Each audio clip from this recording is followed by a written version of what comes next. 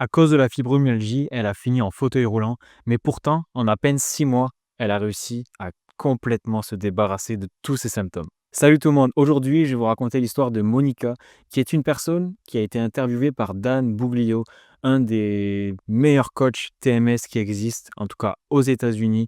Il est vraiment génial. Donc l'interview est disponible sur sa chaîne YouTube qui s'appelle Pain Free You. Je mettrai le lien en description. C'est un interview en anglais. C'est pour ça qu'aujourd'hui, je vais vous faire un petit récapitulatif de l'histoire de Monica. Qu'est-ce qui lui est arrivé et qu'est-ce qu'elle a fait, qu'est-ce qu'elle a mis en place pour arranger sa situation. Elle a vécu pas mal de choses, elle a eu divers problèmes, divers symptômes, mais à chaque fois, en appliquant les concepts du docteur John Sarno, elle a réussi à renverser la tendance. Et je sais que c'est ce que vous voulez beaucoup aussi sur ma chaîne, des exemples concrets, des actions concrètes à mettre en place. Donc j'ai fait pas mal de vidéos où j'explique le travail qu'on peut faire vis-à-vis du cerveau, vis-à-vis des émotions. Aujourd'hui, on va aborder quelque chose d'un peu plus précis et de fondamental qui est la rage.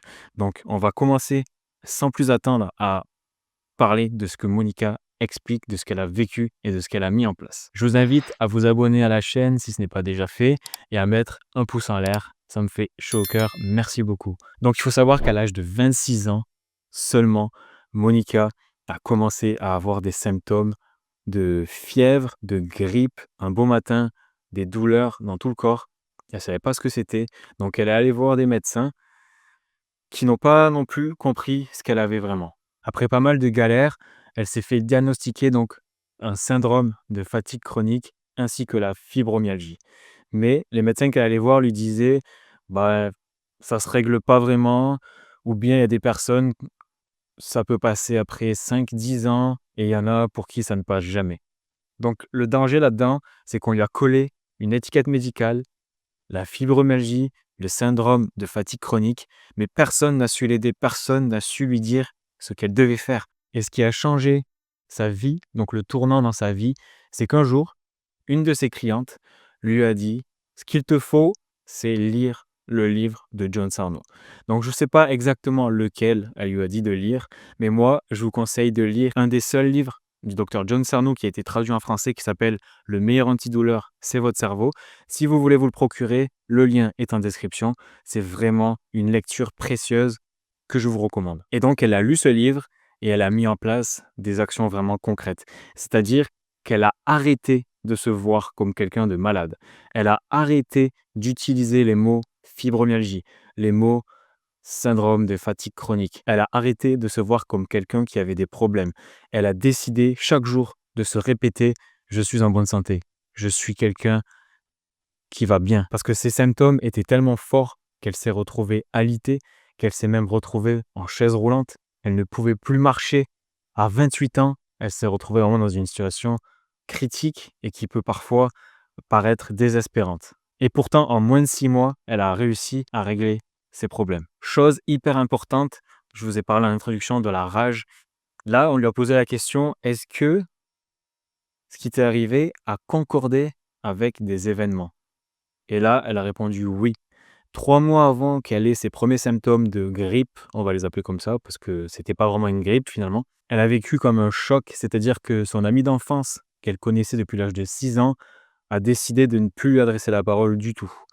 Et c'était même la témoin de son mariage, enfin quelqu'un de très proche.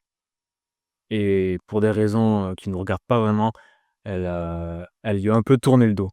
Et ça, forcément, ça a créé en Monica une immense colère, une immense rage.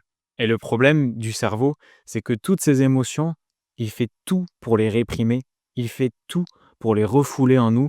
Et pour nous divertir, pour faire diversion, il va créer des symptômes physiques pour ne pas qu'on ait à se confronter à cette rage, à cette colère, toutes ces émotions dont il veut nous détourner absolument. En plus de ça, dans le même moment, son mariage n'allait pas bien. Elle n'était pas heureuse dans sa vie, et ne pas être heureux dans sa vie, c'est quelque chose qui crée énormément de rage. En fait, on peut ne pas s'en rendre compte immédiatement, mais ne pas être bien dans sa vie, jour après jour, ça accumule une rage dont on ne se débarrasse pas facilement. Et surtout quand on n'en a pas conscience, quand cette rage, elle est réprimée, quand cette rage, elle est refoulée, le cerveau, lui, veut faire en sorte qu'on n'ait pas conscience de ça. Il veut qu'on reste détourné de ça parce que c'est trop difficile de faire face à ces événements et ces émotions qu'il juge dangereuses et donc il va créer des symptômes physiques. Il faut savoir que les symptômes n'apparaissent pas sans raison.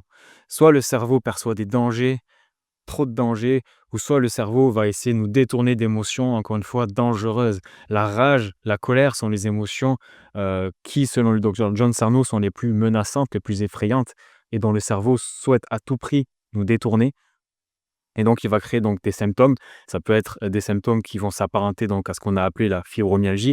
Ça peut être des douleurs de dos, des douleurs dans tout le corps. Et en fait, le simple fait parfois de prendre conscience de cette rage, ça fait en sorte que le cerveau, lui, n'a plus à nous détourner de l'attention parce qu'on a là pris conscience, donc c'est trop tard pour lui. Vous voyez ce que je veux dire? Le besoin de détourner l'attention de quelque chose dont on a finalement pris conscience n'est plus légitime, n'est plus pertinent et donc les symptômes ne sont plus pertinents à leur tour. Et c'est grâce à ce travail, cette réassurance que Monica, en moins de 6 mois, elle a pu se débarrasser de tous ces symptômes de fatigue chronique, de fibromyalgie qui l'avaient poussée dans un fauteuil roulant et en moins de 6 mois, elle a réglé ça, donc c'est magnifique. Plus tard, dans son témoignage, elle explique, Monica, qu'elle a eu d'autres symptômes.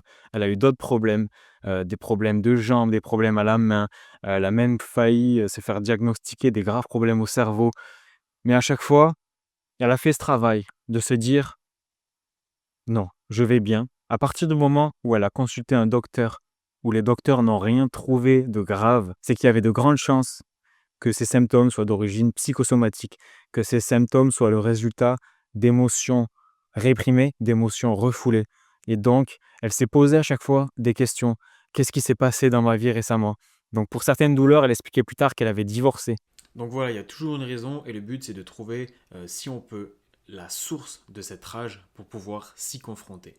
Je vous rappelle aussi une nouvelle fois que je ferai des vidéos où je détaillerai ce processus de rage, que j'essaierai d'expliquer quelles sont les différentes sources qui peuvent créer de la rage dont on n'a parfois pas conscience? On a tous plus ou moins de la rage en nous, mais on n'en a pas forcément conscience parce qu'il y a voilà, certains facteurs, certains traits de personnalité qui font qu'on développe de la colère, de la rage. Et donc, on est susceptible aussi d'avoir des symptômes physiques. Et parfois, rien que le fait d'avoir conscience de cette rage, de cette source de rage, ça aide à se débarrasser des symptômes. Et le docteur Sarno explique aussi que parfois, il faut faire une thérapie également pour pouvoir identifier les sources de cette rage et se débarrasser des symptômes. Ça dépend des personnes, mais voilà, pour Monica, ça a été possible sans thérapie, ou du moins elle a fait sa propre thérapie en lisant le livre du docteur Johnson. Si vous voulez parler en petit comité de vos problèmes, si vous voulez échanger sur vos pathologies, essayer de vous donner des astuces entre vous, de vous soutenir, vous pouvez toujours rejoindre mon groupe Facebook, dont le lien est en description. Dites-moi en commentaire si ce genre de témoignage vous intéresse, si ce genre de décryptage de témoignages vous intéresse. Si ça vous intéresse, je pourrais faire d'autres vidéos où je vais aller chercher des témoignages de personnes qui ont réussi à chambouler leur vie grâce au docteur Sarno, que ce soit la fibromyalgie, mais aussi d'autres problèmes comme les maux de dos ou toutes sortes de pathologies possibles. Vous concernant, si vous ne savez pas encore si ce que vous avez est un TMS, vous pouvez télécharger en description l'auto-évaluation qui vous permet de d'évaluer votre situation et de savoir si vous avez un TMS ou non. J'espère que cette vidéo vous a plu. On se revoit très vite. Prenez soin de vous. À la prochaine. Ciao.